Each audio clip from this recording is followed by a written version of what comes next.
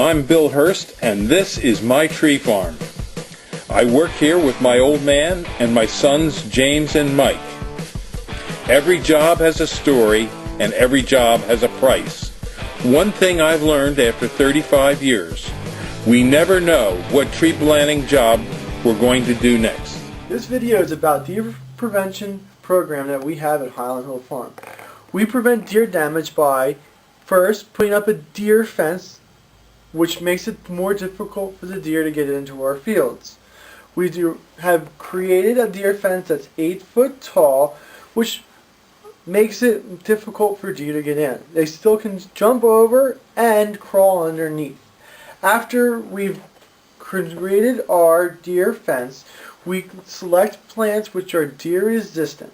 Deer resistant plants are Norway spruce, white pine, green giant arborvitae, and Leland cypress, just to name a few.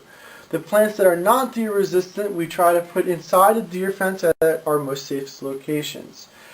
After we planted the trees in the field, if they are not deer resistant, we try to put on deer guards. Deer guards are a plastic covering that just covers the bark of the tree. It does not prevent deer browse or deer eating it. It prevents bucks from rubbing their antlers on the trunk of the tree. After we have protected zone and we try to protect the deer, that protect our trees as best as we can against the deer, we allow hunters to come onto the property and take deer off. We have a program that allows any hunter they want to come on the property and hunt for a day if you give us a 6 by 6 by 12 foot long fence post that we can use for a deer fence.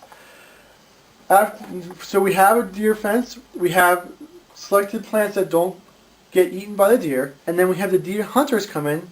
After all that, we try to create our farm as a place where deer do not want to live at. We do that by mowing down where the grass is growing. We go into the hedgerows and take out the pricker bushes.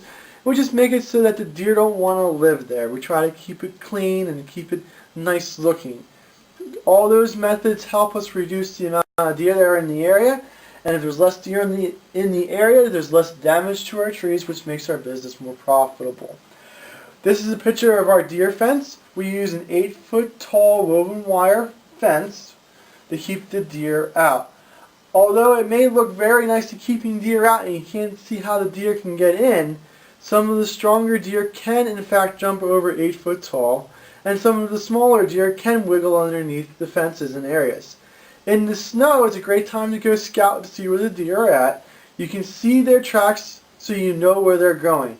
They've gone through areas where the fence is open, such as where the gates are, or they go in areas where they can go wiggle underneath the fence. And where they can wiggle underneath is usually areas where there's a depression and the fence is up a little bit high. After identifying these areas, we can fix them by putting rocks in those areas or putting sticks there. We just have to continuously look and monitor and see what the deer are doing and be vigilant.